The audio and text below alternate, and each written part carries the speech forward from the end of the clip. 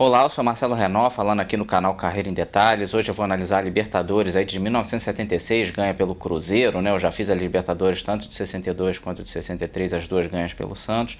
Agora eu vou seguir pelo Cruzeiro, que foi o único campeão brasileiro dos anos 70, né? Os times brasileiros demoraram a engrenar na Libertadores, em muitos casos não davam a devida importância para a competição, que no começo ali nos anos 60 estava começando, mas realmente aí nos anos 70 já estava mais encorpada, mas a gente não conseguia pegar um embalo ali, ainda era uma competição cara de disputar, tinha todos os seus problemas, e o Cruzeiro foi o único campeão dessa década inteirinha aí, que realmente, né, pelo menos sair ali da draga, a gente pelo menos ter o terceiro título, né, e o Cruzeiro é um timaço, como eu vou analisar ali, né, até já aproveito já que está no comecinho do vídeo, para você se inscrever no canal, ativar, né, as notificações ali, o sininho, para justamente, porque eu vou continuar, essa é uma série da Libertadores que eu estou fazendo, e eu vou continuar, depois desse episódio eu vou fazer futuramente o do Flamengo 81, o Grêmio 83, e por aí vamos, né, São Paulo 92, 93...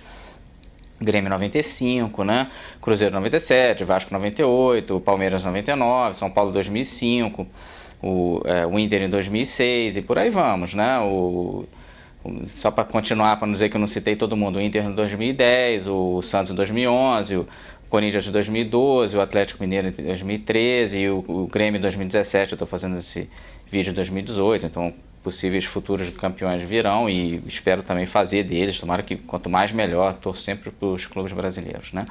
E o Cruzeiro, ele foi criado em 1921, até dentre os grandes clubes brasileiros, até que um pouquinho depois da média, a maioria ali na primeira década ou a segunda década do século XX, ele foi no comecinho da terceira, né?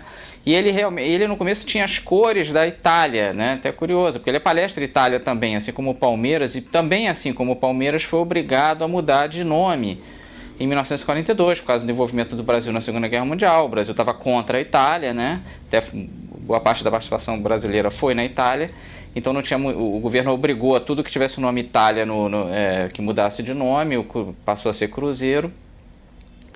E é um clube que por muito tempo ficou, como quase todos dos outros estados que não fossem Rio e São Paulo, muito confinado no seu estado, né? Então assim, o Cruzeiro era conhecido, mas não tinha tanta relevância em termos nacionais. Isso até 1966, foi o ano que realmente deu grande boom para o Cruzeiro e também para outros clubes brasileiros. O Cruzeiro meio que ajudou nesse sentido. Então, apesar de o Bahia ter sido campeão da Taça Brasil em 59 e tal, isso não mudou tanto a cabeça do Rio e São Paulo, né? Que era o grosso de onde estavam os dirigentes e os grandes clubes da época e tal, e o foco da imprensa principalmente. Então ali, apesar, foi mais considerado como um tropeço, mas em 66 não. O Cruzeiro ganhou de uma forma muito enfática do Santos, meteu 6-2 no Mineirão, isso na final da Taça Brasil. E ganhou de virada na Vila Belmiro de 3-2, então acabando com uma sequência de 5 títulos seguidos do Santos na Taça Brasil. Isso do Santos do Pelé e tudo mais. Então aquele Cruzeiro do Dirceu Lopes, do Natal, do Raul, até do Tostão, do Piazza, o Raul e Piazza, Zé Carlos, que sobreviveram até 76, né? Mas é aquele grande Cruzeiro, um time que marcou a época no futebol brasileiro. Ele foi muito importante não só por ganhar essa Taça Brasil de 66 e ganhar do Santos, ganhar de 6-2 no Santos não é para qualquer um, né? Uma coisa raríssima. Não só a importância desse título em si, como também para chamar a atenção do Brasil para Minas e também para outros estados, e foi muito importante para a efetivação, vamos dizer assim, do Robertão, que era o Roberto Gomes Pedrosa, um campeonato brasileiro disputado razoavelmente paralelamente ali à Taça Brasil, e a se ver que não dava mais para continuar só disputando Rio e São Paulo, entendeu? Os times grandes do Rio e de São Paulo viram, a gente tem que crescer isso aqui, tem que realmente nacionalizar. A Taça Brasil era um torneio muito rápido, muito curto, na linha mais ou menos do que hoje é a Copa do Brasil, né? Só mata-mata e tal. E os times de Rio e São Paulo muitas vezes entravam só na semifinal. Então eles disputavam só 4 jogos. Então não tinha um real intercâmbio com os times dos outros estados. E esse grande Cruzeiro aí de 66 mostrou que, claro, é óbvio, né? Que já devia se saber, na verdade, que tinha vida inteligente não só em Minas, como Rio Grande do Sul, Paraná, outros estados, e que era interessante criar um campeonato mais nacional. E isso até, né, se levou ao abandonamento da Taça Brasil, o crescimento do Robertão, até a criação do Campeonato Brasileiro em 1971 mesmo. Isso, futuramente, a CBF unificou a coisa toda, como eu acho que tinha que unificar mesmo. E se criou um torneio verdadeiramente nacional, com os times viajando pelo Brasil inteiro, como tem que ser, né? Apesar de todos os problemas de ser um país continental, mas realmente abrangendo todos os clubes de verdade no calendário, né? Dá importância a essa competição. Fazendo esses vídeos aqui que eu faço, né, de campeões da Libertadores e tal, também faço entrevistas com pessoas do esporte e tal, mas aqui eu estou focando na Libertadores, eu gosto de dar o contexto, né? Não só assim, o Cruzeiro, porque muita gente sabe assim, o Cruzeiro ganhou em 76, tudo bem, mas ganhou como, contra quem, com que times e tal. E eu gosto também de dar um histórico da coisa, né? Não sou desse históricozinho rapidinho do Cruzeiro, claro que não é uma coisa profunda, porque nem dá tempo, mas é rapidinho. Mas também assim, o Cruzeiro participou de outras Libertadores antes, né? Por exemplo, participou de 67, ele ganhou a Taça Brasil de 66 e foi participar da Libertadores de 67. Lá ele caiu com times do Peru e da Venezuela na primeira fase, né? No caso, o Universitário Sport Boys do Peru e Deportivo Galícia e Deportivo Itália da Venezuela. Ele passou tranquilo desse grupo, 7 vitórias, 1 empate, foi beleza. Mas aí ele deu azar de ele caiu com os uruguaios na semifinal, né? Tanto com o Peñarol quanto com o Nacional. Ele ganhou as duas em casa, perdeu as duas fora, mas acabou ficando de fora porque o Nacional empatou um dos jogos, né? Um desses de fora, ele empatou com o Peñarol e o Nacional foi para a final, acabou perdendo do Racing. O Racing foi campeão aquele ano. E o Cruzeiro também participou da Libertadores de 75, foi uma Libertadores até muito crucial para essa de 76 que ele ia ganhar, porque deu uma certa cancha para o Cruzeiro que ele não tinha, né? Tinha passado ali 8 anos de 67 a 75, então precisava de uma nova experiência. E ele se classificou porque ele tinha sido vice em 74 contra o Vasco, naquele brasileiro muito conturbado, que a final deveria ter sido no Mineirão, mas tinha uma regra, uma cláusula lá do regulamento que previa a perda de mando de campo, teve o presidente do Cruzeiro invadiu um campo, mas isso assim, não foi utilizado no brasileiro em momento nenhum, aí foi utilizado só para a final, então teve muita reclamação dos mineiros. E a final acabou sendo no Maracanã e o Cruzeiro perdeu de 2-1, né? E teve um gol também que foi legal do Cruzeiro, que não foi dado no fim do jogo, teria empatado e levado para a prorrogação. Realmente um gol que não devia ter sido anulado, vendo por qualquer ângulo você vê que realmente não estava impedido de jeito nenhum. E o Vasco acabou sendo campeão, o Cruzeiro vice. Mas ele classificou como vice do brasileiro, por muitos anos foi assim, era assim, o campeão e o vice do brasileiro ia para a Libertadores, então ele foi junto com o Vasco para a Libertadores de 75. Como era muito comum na Libertadores, né, por muitos anos foi assim, você caía com o seu brasileiro, vamos dizer, o cara que veio junto contigo, no caso o Vasco, e também caiu, aí você era sorteado, no sorteio aberto, podia ser qualquer um, podia até ser times da Argentina, caiu com times da Colômbia, Atlético Nacional e Deportivo Cali, então um grupo enrolado, encruado ali para o Cruzeiro. Ele ganhou, empatou do Vasco, ganhou e perdeu do Atlético Nacional e acabou tendo que chegar no último jogo, foi um pouco sofrido, ele teve que ganhar do Deportivo Cali para classificar em casa, mas ele ganhou, então ele passou para a segunda fase. E aí, rapaz, o Cruzeiro deu um certo azar, primeiro que ele caiu num grupo encruadíssimo com o Independiente, atual tricampeão seguido da Libertadores, e o Rosário Central. E foi muito estranho, o grupo mais estranho da história, isso na chamada fase semifinal, que era só com 3 clubes mesmo. Então, assim, a coisa mais estranha que eu já vi em competições aconteceu nesse grupo. Porque todo mundo ganhou em casa. Então, assim, foi 2 vitórias e 2 derrotas para todo mundo.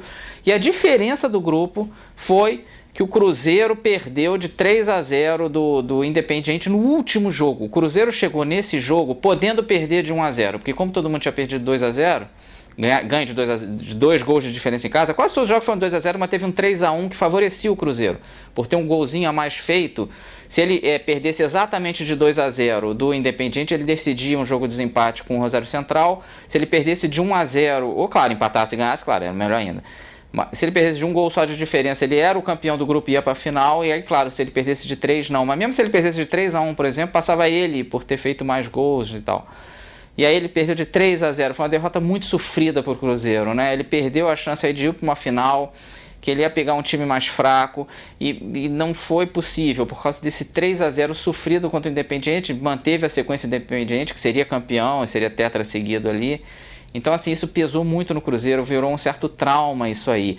Mas esse trauma ajudou para a Libertadores do ano seguinte, de 76, né? Tornou o Cruzeiro mais cascudo, né? E mostrou que ele podia ser campeão, que ele não foi campeão por muito pouco, por um detalhe realmente. E como é que o Cruzeiro se classificou para essa Libertadores de 76? 75, como vimos, foi por ser vice em 74. E 76, por ser vice, em 75 também, o Cruzeiro foi 2 vezes vice do brasileiro, né? Ficou faltando esse time, na minha opinião, um título brasileiro daquela década, mas infelizmente não veio. Mas o Cruzeiro foi vice em 75, né, naquela final famosa com o Internacional, perdendo de 1-0 com o gol do Figueroa. Ele se classificou mesmo na semifinal, ganhando do Santa Cruz fora. O Santa Cruz fez uma grande campanha aquele ano. Ele ganhou de 3-2 no último minuto, um gol do Palhinha. Então foi esse gol e essa vitória que botaram ele na final e deram a vaga direta para a Libertadores. Ele perdeu a final por 1-0 do Inter, um grande jogo. E ele até teve grandes chances, né? 2 chutes do Nelinho, que tinha uma pancada que, pelo amor de Deus, 2 faltas que o Manga fez. O Manga foi o jogo da vida dele, o goleiro do Inter, né? E um goleiro famoso aí do Brasil e tal. E assim, realmente, acho que o Joãozinho teve uma chance de ouro também e o Inter acabou sendo campeão. O Inter é um timaço também, o Inter do Falcão, né? Do Carpegiani, aquele time todo, um time incrível realmente, né? Do próprio Figueroa. Mas o Cruzeiro foi vice. O Cruzeiro acabou sendo o primeiro vice a ser campeão da Libertadores depois, né? O Santos tinha sido campeão da Taça Brasil anteriormente, então o Cruzeiro foi o primeiro vice que depois acabou sendo campeão. Agora, que time era esse do Cruzeiro, né? Assim, se eu for olhar o time do Cruzeiro de 76, assim, é inacreditável como aquele é um timaço pouco conhecido do Brasil em geral, mesmo hoje em dia, né? Eu acho, existe uma reclamação antiga dos nordestinos, dos mineiros, dos gaúchos, dos catarinenses, paranaenses e tudo mais, de um foco demasiado da imprensa em times do Rio e São Paulo, e eu acho que eles têm razão. Eu acho que isso pesa muito para o Cruzeiro de 76 não ser tão famoso assim no Brasil, né? Não ser tão citado. Geralmente quando falam grandes clubes brasileiros, muito raramente se fala desse Cruzeiro aí, é raríssimo. E deveria, porque era um timaço, né? Por exemplo, tinha o Piazza é o capitão, inclusive, do time de 76, foi o cara que ergueu a taça. E foi titular na Copa de 70, jogando improvisado na zaga. Na verdade, ele era volante. E mesmo assim foi bem. Jogou em 74 já na sua posição mesmo, assim, considerado um dos grandes volantes, ou cabeça de área, ou como você quiser chamar, da história do Brasil, da seleção brasileira do Brasil em geral, né? Um cara, foi decacampeão mineiro, é um fenômeno, né? Tinha o Dirceu Lopes, outro fenômeno também que vinha já de priscas eras. Um cara, pô, quem viu jogar fala maravilhas dele, né? Tinha o Nelinho, pra mim o Nelinho tá assim no top 3, se bobear top 1, aí é uma coisa pessoal, de lateral direito da história da seleção brasileira. Pra mim ele tá ali no nível do Torres, do Leandro, do Cafu, ele tá nessa rapaziada, o Jorginho, ele tá nesse pessoal aí, na minha opinião. Ele foi ótimo em 74, 78, é um cara que tinha uma pancada, que pelo amor de Deus, até importante aqui, claro que eu vou citar ele, que ele foi importante na campanha. Um cara que batia a falta como assim pouquíssimos bateram na história do nosso futebol, e do futebol mundial. Ele é extremamente temido. É um cara que até a história peculiar, que ele prometeu isolar a bola do Mineirão e conseguiu, né? Um cara assim... lendário mesmo no nosso futebol. Tinha também o Palhinha. Pô, o Palhinha, cara, ele era até reserva do Tostão. Quando o Tostão saiu, o Palhinha acabou sendo efetivado, né? O Palhinha primeiro foi artilheiro dessa Libertadores aqui com 13 gols, que até hoje é o recorde de brasileiros em uma edição da Libertadores, não o recorde geral, mas de jogadores brasileiros um cara que, assim, fenomenal, foi ídolo tanto no Cruzeiro quanto no Atlético, isso é extremamente raro, porque ele também teve naquele grande time do Atlético do começo dos anos 80, né, vice-brasileiro ali em 1980 para o Flamengo e tudo mais. O cara que jogou, por exemplo, e foi fundamental para isso no Corinthians, que acabou com aquela fila de 23 anos. Ele foi contratado por $1 milhão ali e foi a contratação mais cara do futebol brasileiro na época. E ele foi importante para o Corinthians quebrar aquela fila. E um cracão do Cruzeiro dessa época, aí, um jogador que também, na minha opinião, devia ser muito mais lembrado do que é. Cara fundamental. O Cruzeiro também tinha o Zé Carlos, né? Um cara incrível. Para você ter noção, ele só foi perder o recorde de jogos pelo Cruzeiro pelo goleiro Fábio recentemente, né? Você vê como um cara que jogou pelo Cruzeiro muitos anos, uma penca de títulos mineiros, um cara incrível. O Cruzeiro também tinha o Joãozinho. O Joãozinho é outro jogador muito pouco referenciado hoje em dia. Quem viu jogar sempre diz que ele é o cara que mais lembrou o Garrincha. Ele era extremamente driblador, ciscador, um cara complicadíssimo de marcar. Ele dava toda uma dinâmica ao ataque do Cruzeiro. Realmente um cara... E fez o gol do título em 76, como eu vou falar mais à frente, né? Um gol muito característico. Quer dizer, aliás, nada característico dele, que não batia a falta, mas muito lendário também. O time também teve o Roberto Batata, que tem um episódio sério aqui nesse ano, né? A tragédia do Cruzeiro de 76 está relacionada ao Roberto Batata, né? Teve também o Raul, o Raul, goleiro, já desde 66, seguindo aqui também, que depois seria campeão no Flamengo, né? No próximo episódio que eu fizer do Flamengo campeão 81, o goleiro era o Raul também, né? Então o Raul Plasma já vinha desde essa época, um cara já estabelecidíssimo no clube, né? E o time também tinha também o Jairzinho, exatamente esse Jairzinho, o furacão da Copa de 70, que também jogou as Copas de 66 também muito bem, e a de 74 também, de boa atuação dele. Um cara que, curiosamente, que eu fiz o episódio de 63 do Santos, ele estava ali pelo Botafogo, né? Você vê, 14 anos depois, ele estava jogando 13 anos, desculpa, outra Libertadores pelo Cruzeiro, né? Um cara, pô, um dos maiores atacantes da história do futebol brasileiro, tranquilo. Um cara que marcou a época no mundo, né? Até o Alf Ramsey, que era o técnico inglês nas Copas de 66 e 70, falou, olha, mais complicado para mim, mais até do que o Pelé é o Jairzinho. O Jairzinho marcar ele é um terror, o cara rápido, insinuante, artilheiro, complicado. E ele estava ali, ele não teve essa carreira longa no Cruzeiro, mas ele em 76 foi contratado e participou dessa campanha, foi importante, claro, porque o Jairzinho sempre seria importante, né? E o time também tinha o Zezé Moreira de técnico. O Zezé Moreira, ele foi técnico do Brasil na Copa 54, para você ter noção. E curioso que ele foi, por exemplo, campeão como jogador, campeão carioca pelo Flamengo em 1925, você vê, 51 anos antes, né? Ele já tinha alguma relevância no futebol brasileiro como jogador e depois como técnico também. Ele foi técnico campeão pelo Brasil na primeira competição internacional nossa, o 52, o Pan-Americano. Ele foi campeão carioca pelo Botafogo, interrompendo a sequência do Vasco em 48. Um cara que ele foi campeão uruguaio 2 vezes. Então ele treinou times lá. Então, assim, um cara também, vamos dizer assim, importante entre os técnicos brasileiros, né? Histórico até, irmão do Aimoré Moreira, que foi campeão mundial em 1962 pela seleção brasileira. Então um cara também já meio velha guarda, até isso vai ser curioso no gol do título, ele tem uma ligação com isso, ele é um cara mais careta, mais certinho, mas um técnico aí de grande monta pro Cruzeiro, né? Não era um técnico qualquer, tinha que ser um técnico realmente cascudo para encarar aquele time ali, que era um time unido sim, até bem boa relação, mas com muita estrela, né? Um técnico menor ele talvez sentisse, talvez passasse um certo aperto. Então vamos lá, né? Chega de preâmbulo, vamos para a Libertadores 76, né? Vamos grupo a grupo, como eu gosto de fazer. Eu gosto de contar a história da competição inteira, não é só tratar ali do Cruzeiro rapidinho, não. Vamos ver cada time que participou dessa competição e ver isso direito, e jogo a jogo, tá? Claro que eu não vou tratar jogo a jogo aqui, senão você teria 5 horas, mas dá os jogos todos e tal. Então o grupo 1 teve 2 times da Argentina e 2 da Venezuela. Então a Argentina deu uma certa sorte aí, porque era sorteio aberto, podia ser qualquer um, podia ter caído com o Brasil. Então foi o River Plate, que chegaria à final, o Estudiantes, a Portuguesa da Venezuela, que até dava um certo trabalho, e o Deportivo Galícia. Então, assim, foi o River Plate até passou com uma certa tranquilidade. Vou botar aí eu tenho essa tradição, boto os textos, então deve estar aí um monte de jogo na minha cara, para você ver aí. E realmente o jogo-chave foi que o Estudiantes perdeu ponto para a Portuguesa, então aí ele já ficou atrás, né? Não podia perder para os venezuelanos, então acabou que o River Plate passou tranquilo. Teve só uma derrota para o Estudiantes, mas aí ele já estava dentro, então não pegou, né? Foi uma classificação aí, levando-se em conta que tinha um Estudiantes junto com ele, razoavelmente tranquila do River Plate. No grupo 2, assim como o primeiro o River Plate pegou molezas, o grupo 2 teve 4 clubes, vamos dizer, não muito representativos, né? O Guabirá e o Bolívar da Bolívia, e o Deportivo Cuenca e a LDU do Equador. A LDU mesmo, essa LDU aí que ganhou do Fluminense em 2008 e tudo mais, exatamente ela.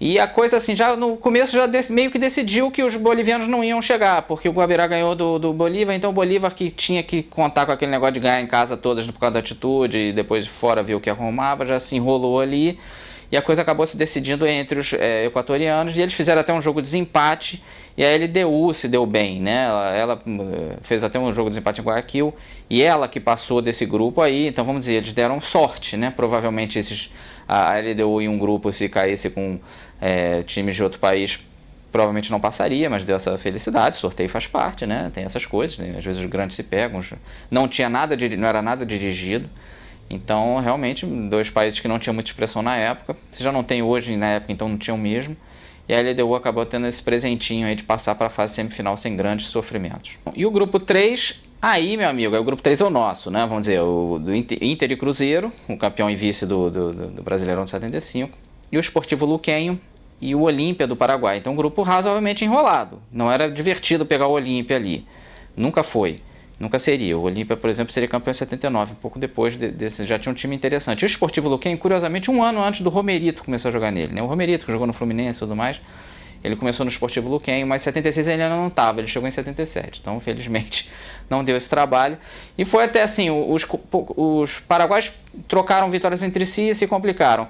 E o Cruzeiro já saiu largando assim, com aquele 5-4 histórico contra o Inter, né? Até foi tema aí do Sport TV, fez aquele negócio, aquela série Jogos para Sempre, que realmente foi um dos grandes jogos da história do Mineirão, da história do futebol brasileiro. O Cruzeiro começou abrindo 3-0, o Inter buscou. Foi um jogo raro, porque teve 2 erros do Figueroa, que deram gols pro Cruzeiro logo no começo, que o Figueroa não era disso, é considerado um dos maiores zagueiros, com certeza, da história do Chile, mesmo dos que jogaram no Brasil. Você vê a importância do Figueroa, né? Mas naquele jogo ele estava mal. E o jogo acabou se decidindo com um pênalti do Nelinho no fim. O Nelinho considera foi um dos grandes momentos dele. Ele batia também pênalti muito bem. E o Cruzeiro já saiu com essa vitória importantíssima aí contra o Inter. E aí depois ele só empatou com o Olímpia fora. Foi o único pontinho que ele perdeu. Fora esse gol tudo. Inclusive gol do Inter fora de casa também, lá no Beira-Rio. Então você vê, o Cruzeiro teve uma campanha nesse ano incrível, né? Ele conseguiu se vingar do Inter, que ele tinha perdido o Brasileiro para ele do ano, né? Ganhando os 2 jogos, e passou muito bem, passou sobrando num grupo que era para ele ter sofrido, claro, para qualquer um. Mas o Cruzeiro tinha um time tão grande que ele deu essas goleadas aí. Você deve já ter visto, tá vendo os jogos né, que eu boto na edição na minha cara aqui. E realmente uma performance incrível, né? O time já saiu realmente rasgando a reta, não foi aquele começo claudicante, que é comum, alguns clubes brasileiros foram campeões, mas começaram mal, com derrotas feias e tal, o time foi buscando. O Cruzeiro não, saiu arrombando a porta de todo mundo ali, né? Lobo mal soprando a casa, voando porquinho, voando casa, voando tudo, né?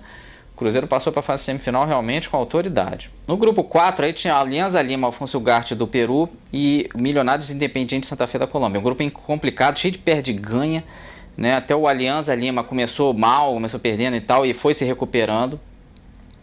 Então, assim, esse grupo, né, times, vamos dizer assim, de média força. É bom lembrar que o Peru tinha sido campeão da Copa América 75, um time que tinham times enrolados lá, e a Colômbia sempre teve algum peso. E a coisa acabou se decidindo no final. O Alianza Lima, gol do Milionários, quem ganhasse aquele jogo passava. O Alianza Lima acabou ganhando e se classificando aí para a fase semifinal. E finalmente o grupo 5 tinha os de sempre, né? Peñarol e Nacional do Uruguai, e o Palestino e União Espanhola do Chile. E foi um grupo enrolado também. Tanto o Palestino quanto a União Espanhola tiveram boa chance. O Palestino pôde ganhar o grupo também, o Nacional que não foi tão bem, e o Peñarol acabou obrigado no último jogo a ganhar da União Espanhola, ganhou, e por causa disso ele tinha um confronto direto melhor com eles e acabou passando ali para a fase semifinal também. Então o Peñarol sofreu, mas manteve aí a sua tradição de dar trabalho, né, de sempre ir longe na Libertadores, às custas do Nacional, União Espanhola e o Palestino. Então chegamos à fase semifinal da Libertadores 76 e o Cruzeiro deu uma certa sorte, sim, faz parte. Ele também pegou um grupo enrolado na primeira fase. Aqui ele realmente pegou os mais palatáveis, né? Pegou a LDU do Equador e o Alianza Lima do Peru. Claro que ele podia ter se enrolado ali, mas, se enrolar o que ele não fez, né? O LDU e a Alianza Lima trocaram vitórias entre si, o que facilitou ainda mais a vida do Cruzeiro. Mas cá entre nós, né? O Cruzeiro ia passar de qualquer jeito, porque ele ganhou de 3-1 da LDU fora, enfiou 4-0 no Alianza Lima, e até foi o último jogo da vida do Roberto Batata, né?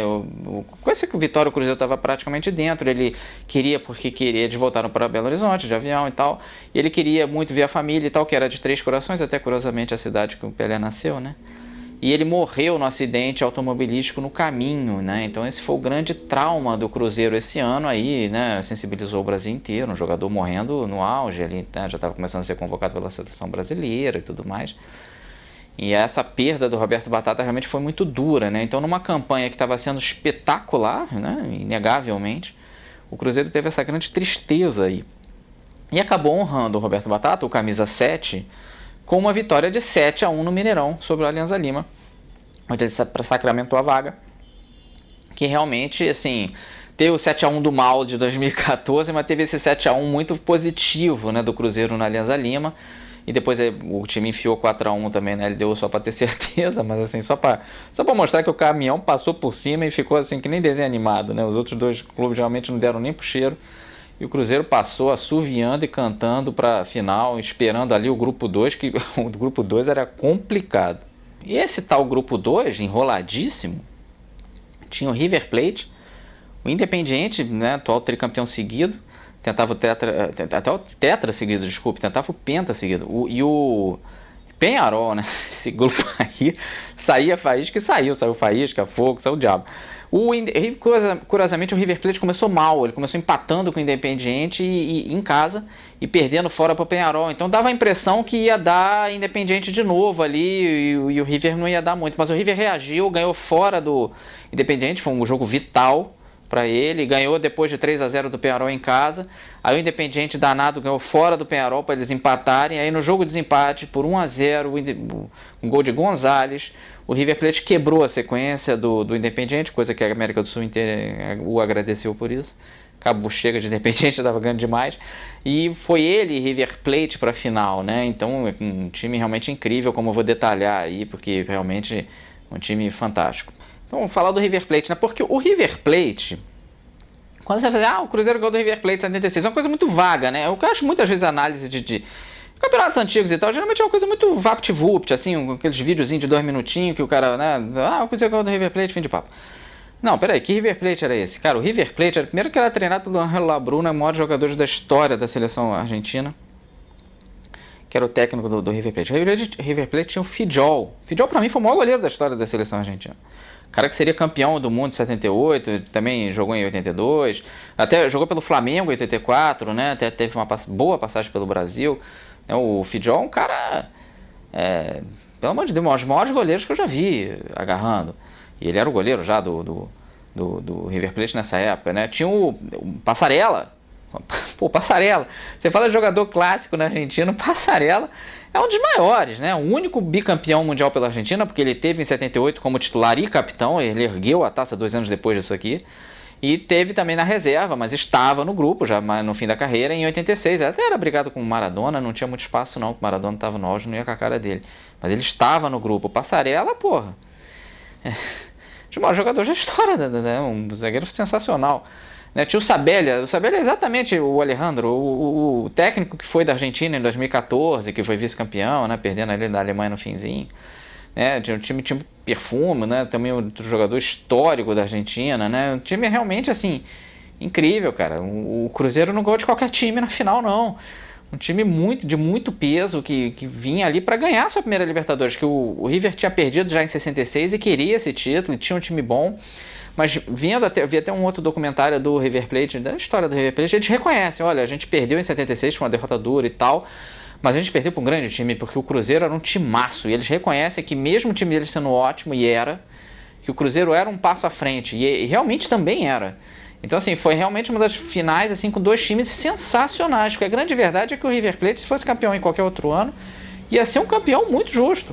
Campeão de grande chapa, de grande prestígio, com ótimos jogadores, um time, um conjunto muito bom. Ele deu o enorme azar de pegar aquele Cruzeiro, que se pega qualquer outro time, muito provavelmente teria sido campeão. E realmente, mas não foi, né? O Cruzeiro, nas finais, pegou o River Plate e enfiou 4-1 nesse River Plate aí. Até um jogo que o Fidjol saiu de campo e tal, entrou o goleiro reserva. E o Cruzeiro enfiou de 4-1 no River Plate, no Mineirão, cara. Isso não é brincadeira, não, um troço sério. E aí no jogo de volta, aí foi, vamos dizer, o único jogo que o Cruzeiro realmente jogou mal, até foi o único jogo da final que o Passarella jogou, tava com problemas e tal. Ele jogou esse jogo aí. Foi o único que o Cruzeiro perdeu. O Cruzeiro poderia ter sido campeão invicto, né? Com uma campanha inacreditável. Pra você ter noção, até hoje, apesar de não ter sido um título invicto, até hoje a campanha do Cruzeiro 76 é a melhor campanha em termos de porcentagem, assim, de pontos ganhos em jogos, né? Com mais de 80% e tal. É o campeão com o melhor aproveitamento de pontos na história da Libertadores. Porque o Cruzeiro só empatou um jogo com o Olímpia na primeira fase e perdeu esse pro River. Fora isso, ele ligou tudo e vários de goleadas homéricas. Então esse é incrível, né? Mas ele nesse jogo teve essa decepção. Realmente o Palhinha fez um gol e tal, mas foi até o último gol dele, foi o 13º pela campanha. Mas ele perdeu, teve um gol no finzinho deles aos 76 minutos. Eles ganharam esse jogo, forçando o jogo de desempate. Que é um jogo também lendário e tal, até com certa dificuldade de conseguir ver esse jogo inteiro. E o Cruzeiro já abriu 2-0 logo no primeiro tempo, dava a pinta de que ia ser tranquilo, que não ia ter muito problema. Mas no segundo tempo o River Plate, primeiro que ele achou um pênalti mequetrefe ali, que eu acho que não foi muito, e foi dado, e depois uma falta que eles cobraram rápido, até curioso isso, né? Na minha opinião teve erro tanto no segundo quanto nesse gol do empate do River, quanto no gol que decidiu o título. O árbitro estava ali meio ajeitando a barreira, eles bateram rapidinho e o cara até fez o gol, o Raul estava até em pé, não entendeu direito o que estava acontecendo e tal, não teve a reação rápida ao lance, né? Então, eles fizeram um gol meio na malandragem, mas ao mesmo tempo, a minha opinião, tanto nesse gol quanto no final, o juiz estava ali meio arrumando a barreira e tal, eu acho que, não sei se ele autorizou, porque uma coisa é você bater a falta rapidinho, isso pode fazer mesmo, mas se o juiz já está organizando barreira e tal, em tese não, né? Mas o juiz deixou seguir e eles empataram. E aí o jogo ficou tenso e tal, mas o Cruzeiro sempre dominando. Sempre o Cruzeiro jogando melhor que o River. E no finzinho do jogo teve a tal falta clássica da história da Libertadores. Que o River Plate realmente, assim, tudo bem, claro, em tese quem ia bater o Nelinho. Então bateu aquele medo, né? Eles botaram 8 caras na barreira, que é um erro, pô. Não pode botar tanta gente, fica difícil pro goleiro ver. Né? E isso, o Joãozinho teve a perspicácia de ver isso. O Joãozinho nunca bateu uma falta na vida, ele não batia nem em treino. Mas ele viu ali, pô, esse cara não vai ver. Se eu bater por cima da barreira, vai passar e vai ser gol. Eu só preciso passar por cima da barreira e não isolar, claro. Então, assim, enquanto o Nelinho estava andando de costas, se ajeitando para bater a falta, que ele batia praticamente todas, o Joãozinho, muito marotamente, se aproveitou e bateu. Ele bateu bem a falta. É incrível isso, né? O cara tinha tanto talento que ele nunca treinava para isso. Mas ele bateu bem a falta. Você vai ver, não só a questão do goleiro não ver, mas ele bateu direito. O goleiro, né, ficou olhando. Não era o Fidjó, era o goleiro reserva. E o Cruzeiro fez o gol do título ali, o 3-2. Até engraçado, tem uma história curiosa que o Nelinho viu que alguém bateu a falta, se virou para xingar, né, quem tinha feito essa bobagem, porque foi o Joãozinho, mas daí ele viu que foi gol, aí a alegria, né, suplantou a raiva dele de alguém ter passado à frente dele. E o Joãozinho comemorou muito. Aí teve até uma certa briga, né? O River Plate não aceitou esse gol, mas ele também tinha feito um gol batendo rapidinho. Não tinha muita moral para reclamar ali, né? Se teve alguma irregularidade ali, o River também tinha se aproveitado. Então teve a única briguinha maior foi por causa disso. Mas era no finzinho do jogo, aí o Cruzeiro segurou e ganhou de 3-2 e levantou a sua primeira Libertadores, só a terceira do Brasil. A gente teve bem poucas conquistas, até o começo dos anos 90 o Brasil era bem até fraco em Libertadores em termos de vitórias. Mas teve essa vitória, é a única nossa dos anos 70, né? Muito comemorada. E até curioso, depois eu vi um documentário do Raul Plasma, ele falando do Joãozinho entrando no vestiário, assim, seu Zezé, falando pro Zezé Moreira, né, o técnico, seu Zezé, eu sou demais. Aí ele tomou uma bronca do Zezé Moreira, que não aceitou isso de jeito nenhum. Ah, mas foi o gol do título, seu Zezé, não interessa, você é moleque, não pode fazer isso, quem devia te bater essa falta é o Nelinho, você tem que seguir ordens e tal. O seu Zezé não quis aceitar aquilo de jeito nenhum. Teve que vir a turma do Deixa Disso e deu trabalho, porque o seu Zezé não queria deixar o Joãozinho voltar junto com o time para Belo Horizonte. Aí o pessoal, pô, seu Zezé, o homem fez o gol do título, ele tem que voltar, que isso, o pessoal não vai aceitar e tal. Deu trabalho para convencerem ali o seu Zezé Moreira de que é claro que o Joãozinho merecia, pô, não só pela campanha, mas por esse gol, por esse momento de picardia dele e de inteligência também. O cara vê o jogo e entende a situação. Nossa, essa barreira aqui tá cheia de gente, eu acho que se eu bater por cima aqui, passa. E deu certo, né? E foi o gol do título aí. Eu acho que o Cruzeiro ia acabar ganhando se fosse pra prorrogação e tal, mas nunca se sabe, né? Melhor garantir ali e tal. Então o Cruzeiro foi campeão da Libertadores com muito brilhantismo. Como eu falei, o campeão com o maior número de pontos em termos de jogos disputados da história. Até hoje, esse recorde é vigente. E aí teria, em tese, o Mundial Interclube, certo? Mais ou menos, porque na verdade o Mundial Interclube estava sendo disputado com muita dificuldade, em alguns anos não teve e tal, porque os europeus já estavam começando a ficar de saco cheio e com muita razão. Eu não sou desses caras que diviniza os europeus e tá com malho na América do Sul, sempre não. Eu sou acho até que o brasileiro é um pouquinho colonizado, e não só o brasileiro, não, argentino, né? Então, o Uruguai, tudo da Europa é maravilhoso, tudo nosso é ruim. Eu acho isso meio bobagem. Mas nesse caso eu tenho que dar razão aos europeus. Realmente, eles vinham aqui jogar, e como estavam sendo quase sempre campeões argentinos ou uruguaios, e muitas vezes, como aconteceu com o Milan, levavam porrada, como o Milan levou do Estudiantes e tal. A coisa realmente estava ficando selvagem demais. Eu reconheço que eles tinham razão de não querer vir fazer um dos dois jogos aqui na América do Sul, que eles estavam sendo muito maltratados, né? E teve até um ano que mandaram o Atlético de Madrid, que era o vice-europeu. O Atlético de Madrid foi campeão mundial. Então o Atlético de Madrid tem essa curiosidade. Ele nunca foi campeão europeu, mas ele é campeão mundial. Porque o próprio Bayern de Munique não quis disputar a final do Mundial. veio o Atlético de Madrid e ele ganhou. Então, contra o Independiente. Então, assim, em 76, podia perfeitamente não ter a final, como não teve em outros anos. Mas aí até o seu Zezé Moreira, o Cruzeiro fez uma excursão pela Europa, o seu Zezé Moreira aproveitou para levantar essa bola, dizer, olha, ele foi lá entrar em contato com os dirigentes do Bayern de Munique, olha, o Cruzeiro não é time de dar porrada, é um time clássico, um time de futebol bonito, um grande time e tal. Fiquem tranquilos, podem vir aqui ao Brasil, não vai acontecer nada demais, vai ser um jogo normal e tal, com muita torcida e tal, mas pacífico, como realmente foi. E aí ele conseguiu, né? Claro que outros dirigentes também do Cruzeiro fizeram força e tal. Então dá pra dizer que mais ou menos ali o Cruzeiro deu uma salvada no Mundial Interclubes, porque a coisa tava começando a querer deixar de acontecer. Se passam uns 2, 3 anos sem disputar, talvez descontinuasse, não fosse mais disputado, né? E ele manteve vivo. Então eles fizeram o primeiro jogo no fim do ano. Foi diferença de um mês de um jogo pro outro. Na Alemanha, né, e em Munique mesmo, no próprio estádio da final da Copa 74, e o Bayern de Munique era um time com a base que tinha sido campeão mundial em 74, campeão europeu em 72 também. Então o time ali com o Beckenbauer, né, o Sepp Maier, time enrolado, cara, o Gerd Müller, time excelente também. Você viu, o Cruzeiro pegou o River Plate do Fidjol, Passarela e tudo mais na final da Libertadores, e depois vai pegar aí o Bayern de Munique do Maia, do Beckenbauer, né, do Gerd Müller na final do Mundial Interclube. Pô, o Cruzeiro não teve nenhuma moleza, só pegou 2 pedreiras gigantescas da história do futebol. E aí ele realmente assim fez um jogo de igual para igual com o Bayern de Munique lá, um jogo disputado inclusive com neve. Então assim, eles mal limparam o campo, assim, você vê neve no campo, se você vê a imagem do jogo, você vai ver isso. E fora uma neve bárbara. Então assim, isso faz diferença. Assim, hoje em dia não faz tanta, porque o jogador brasileiro já tem muito intercâmbio lá fora e tal, tá mais acostumado a jogar com neve. Claro que nunca é divertido, né? Nunca é legal, sempre tem um estranhamento. Mas nessa época fez bastante, porque os nossos jogadores não estavam nem um pouco habituados. Não tinha esse negócio de jogar na Europa. Ninguém tinha ido jogar na Europa. Só o Jairzinho, por causa do que ele tinha jogado no Olympique de Marseille.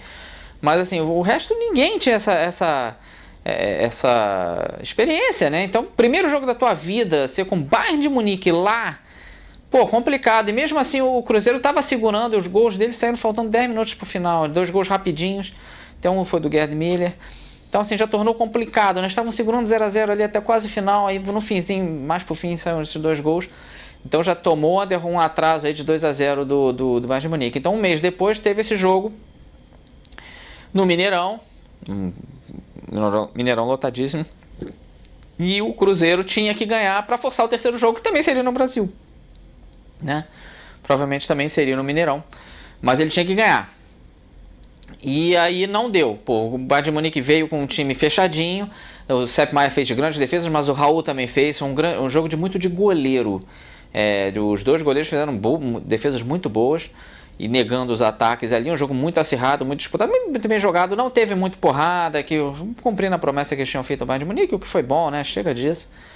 E acabou o Bayern de Munique sendo campeão mundial. O Cruzeiro perdeu essa oportunidade. Curiosamente, também um dia eu vou tratar da Libertadores de 97. Ele também perderia o Mundial de 97 para o Borussia Dortmund, né? Outro time alemão. Então teve essa particularidade aí. Então o Cruzeiro perdeu um título mundial para um timaço. Não tem vergonha nenhuma disso, né? Perdeu, a final do Mundial pro Bayern de Munique, pô. Do Beckenbauer, do Sepp Maier, do Gerd Müller. Pelo amor de Deus, né? Um timaço que realmente mas foi uma pena, né? É um time que tinha caixa, tinha cacife para ser campeão mundial. Assim, o que eu falei do River Plate vale aqui, né? O River Plate ganharia a Libertadores em vários outros anos. E esse Cruzeiro ganharia o Mundial Interclubes em vários outros anos, mas deu azar de pegar o Bayern de Munique, ainda teve esse jogo na neve, que complicou tudo e tal, e acabou sendo vice-campeão mundial, não ganhou o Mundial ali naquela oportunidade. Agora, o Cruzeiro, como campeão de 76, claro, ele estava classificado para a Libertadores de 77, né? Então ele podia ter pego uma sequência ali, quase pegou, deu pena, quase pegou. E é importante, principalmente nessa época, era importante pegar a sequência, porque você já, como campeão da Libertadores, você já saía na fase semifinal. Então você escapava dessa fase enrolada do começo, que eram 4 times, só passava um e tinha sempre o outro brasileiro junto contigo e tal, que foi justamente o que pegou o Inter, né? O Inter foi campeão brasileiro em 76, em cima do Corinthians. E foram os dois, né, Inter e Corinthians, um matando o outro. contra times do Equador, e o Inter acabou passando para a fase semifinal. Então o Cruzeiro ia pegar o Inter e, por sorte, pegou a Portuguesa da Venezuela, que, numa certa surpresa, passou também para a fase semifinal. Então a fase semifinal do Cruzeiro foi com o Inter e com a Portuguesa. E o Inter perdeu da Portuguesa, o Inter ajudou o Cruzeiro. O Inter perdeu de 3-0 da Portuguesa, até essa Portuguesa tinha o Jairzinho, o furacão da Copa e tal, ele foi jogar pela Portuguesa ali. Até curioso que o Palhinha, que tinha sido campeão, né, o artilheiro de 76, ele jogou pelo Corinthians na primeira fase. Ele foi vendido por $1 milhão, a maior contratação da época, ele já estava pelo Corinthians, e nesse mesmo ano eles iam quebrar, né, essa fila de 23 anos famosa do Corinthians, então ele já estava ali. Então teve 2 ex-cruzeirenses na Libertadores por outros times. E claro que o Jairzinho, apesar de ter, né, ajudado muito a ganhar esse jogo do Internacional, não podia fazer milagre, a Portuguesa não tinha como fazer frente. E o Cruzeiro passou também, até muito por causa dessa derrota aí do Inter, tranquilo, né? Ele foi logo no começo, ele abriu um boqueirão e foi para a final ali para pegar o Boca Juniors. Aí, outra complicação. Cara, o Cruzeiro não teve facilidade mesmo. Assim. E é uma pena assim ter pego o Boca Juniors, né? E tido todo esse problema. Porque o primeiro jogo foi lá na Bombonera e ele perdeu de 1-0 no gol do Velho, logo no começo do jogo, com 3 minutos, um gol até chorado, feio, mas o Boca segurou o resto todo e tal, foi a única derrota do Cruzeiro na competição, e o Cruzeiro devolveu ao Boca esse favor, né? O Boca também vinha invicto, poderia ter sido campeão invicto, não foi, porque no fim do jogo o Nelinho enfiou uma pancada, assim, já li textos assim dos torcedores de Boca Juniors lamentando assim, pô, a gente ia ser campeão invicto, o cara me enfiou uma pancada no meio da rua que, pelo amor de Deus, não tinha como pegar. E aí o Cruzeiro empatou, e aí teve o jogo, empatou em vitórias, né? Cada um ganhou um jogo de 1-0, e aí foram em igualdade de condições total para o jogo decisivo, porque se não fosse 1-0, não ia ter pênaltis, não. Ia ser campeão o time que empatasse a prorrogação e que tivesse ganho por mais gols, mas como foi 2 resultados iguais, então sim, se decidiu. E pela primeira vez na história da Libertadores teve pênalti, né? O jogo foi no Centenário, foi 0-0, um jogo muito renhido, muito brigado. O Boca já era um time mais guerreiro, né? O River era um time mais técnico, o Boca um time mais guerreiro, né? Com o Gatti e tudo mais. Um time de valor também, mas acho inferior. Mas o próprio Cruzeiro também já estava um pouquinho inferior, né? Já não tinha o Palhinha, já não tinha o Jairzinho. O time estava ainda muito bom, mas já com um pouco menos de brilho, né? E a coisa foi para os pênaltis, pela primeira vez na história da Libertadores. E logo no começo, primeira batida do Boca, eles bateram na trave. E aí o juiz, pombas, tudo bem, alegou que o Raul se adiantou. O Raul se adiantou um pouquinho só, né? Nessa época ainda tinha o pênalti, a própria decisão por pênaltis ainda era uma coisa muito recente. Por exemplo, o Brasil em 75 na Copa América ficou de fora da final por causa da moeda. Se decidiu no sorteio, ali no campo mesmo, na frente do Gerson. O cara levantou a moedinha, passou o Peru para a final. E em compensação, em 83 o Brasil passou para a final em cima do Paraguai também na moedinha. Então assim, ainda se tinha muito esse lance de decidir por sorteio. Por exemplo, uma coisa que eu falo, muita gente não sabe isso. A final da Copa de 70, Brasil e Itália, se empatasse nos 90 minutos, se empatasse na prorrogação, ia ser decidido na moeda, cara. É uma coisa inacreditável isso. A Jules Rimet, a posse definitiva da Jules Rimet e o título mundial de 70 poderiam ter sido decididos na moeda. A Itália passou para a final da Eurocopa em casa de 68 na moeda contra a Iugoslávia. Uma coisa irritante. Então, assim, quem reclama de decisão por pênaltis é muito melhor que decidir por sorteio, que é uma coisa horrenda. Pelo menos é ali, é emocionante e tal. Não é lá tanto futebol, né? Mas é uma decisão, pomba. Já os times ali um contra o outro e tal. E o Boca teria perdido esse primeiro pênalti, que bateu na trave. Mas o juiz mandou voltar, porque o Raul realmente, vendo o pênalti, ele se adiantou? Sim, mas um pouquinho. Sabe aquela coisa que não é em tese para mandar voltar? Mas não existia ainda muito essa cultura, né? O cara foi muito ali ao pé da letra. Realmente, em defesa dele, realmente os outros pênaltis, os goleiros realmente saíram da linha, assim. Não teve, ninguém se adiantou mais.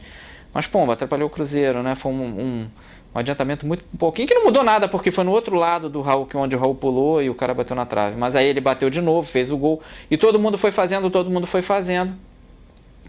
Até ficar 5-4 pro Boca. E aí o Vanderlei, o lateral, veio bater o último pênalti decisivo ali pelo Cruzeiro. Ele bateu, não tomou muita distância. Geralmente quando o jogador já não toma muita distância, acho que todo mundo já fica meio ressabiado, né? A gente já tem a cultura de ver várias decisões por pênalti. Você já fica, pô, não é legal isso. O ideal é o cara tomar a distância maior. E ele bateu com razoável força, mas não muita. Aquele pênalti que o goleiro ama pegar, né? E o Gatti, um goleiro histórico da Argentina também. E do Boca Juniors. pegou, deu o primeiro título da história do Boca, que ele tinha até, como eu analisei a Libertadores de 63, ele tinha perdido a final de 63 em casa, na Bombonera, para o Santos, né? Mas ali teve uma segunda experiência na final e dessa vez bem sucedida. Então o Boca foi campeão ali, o Cruzeiro não conseguiu se pegar essa sequência, né? Que se ele ganha esse segundo título, além de um título a mais de Libertadores, ele poderia ter sido campeão de 79, 78, 79, ter seguido, né? E pega como o Independiente tinha pego a sequência ali, mas por essa infelicidade não foi. E aí o Boca acabou pegando sim essa sequência, ele foi campeão em 78. Então o Boca foi bicampeão seguido e quase foi seguido, foi perder a final pro Olímpia. O Boca tem um certo problema com o Olímpia. Na final de 79. Então quase que o Boca também pegou uma sequência grande ali, mas acabou que não, interrompeu. E ele só voltaria a ser campeão nos anos 2000, né? Então é uma pena, porque o Cruzeiro poderia ter seguido, né? Mas como foi, não interessa. Foi o único campeão brasileiro dos anos 70 da Libertadores, campeão com extremo mérito, com várias goleadas. Um time que meteu 7-1 no Alianza Lima, 4-0 no próprio Alianza Lima fora, né? Que soube sobreviver à morte do Roberto Batata no meio da competição, que é uma coisa que afunda muito o time, né? Um time sensacional, que jogava assim o fino, time pra frente, sabe aquele time que honra a história do futebol brasileiro totalmente, um time completamente ofensivo, muito bem montado, com um time com Nelinho, com Piazza, com, pelo amor de Deus, né, Joãozinho, Jairzinho, caramba, um time realmente incrível, que deveria ser mais lembrado e mais reverenciado, e que muitas vezes até o próprio cruzeirense não conhece a história, né, a gente reclama tanto de não se conhecer a história do Brasil, né, e não se conhece muitas vezes a história esportiva do Brasil. Acho que se for perguntar para muito cruzeirense, está arriscado, de hoje em dia, claro, ou do passado, claro que sabe, mas hoje em dia um garoto aí nos 15, 20 anos, está arriscado ele não saber, só sabia que ganhou a 76, a estrelinha. Às vezes a pessoa está só interessada no título, mas ver como foi feito isso, como foi conquistado com muito mérito, né, com várias vitórias, só um empate e uma derrota. É um time realmente que marcou a época no futebol brasileiro, que acho que merecia ter ganho um campeonato brasileiro também. Eu acho que ficou faltando isso ao Cruzeiro, mas ganhou vários mineiros seguidos. O Atlético sofreu com o Cruzeiro nessa época, mas logo depois o Atlético também faria um grande time. Então assim, foi uma época de muito vigor do futebol mineiro em geral e do Cruzeiro em particular. Então essa foi a análise de Marcelo Renault aqui para o canal Carreira em Detalhes. Um grande abraço aí, se inscreva no canal e até a próxima análise aí, onde eu vou tratar do Flamengo de 81, né? Também outro timaço. Saiu de um timaço para outro timaço, né? Dois times fulgurantes aí na história do futebol brasileiro. Grande abraço.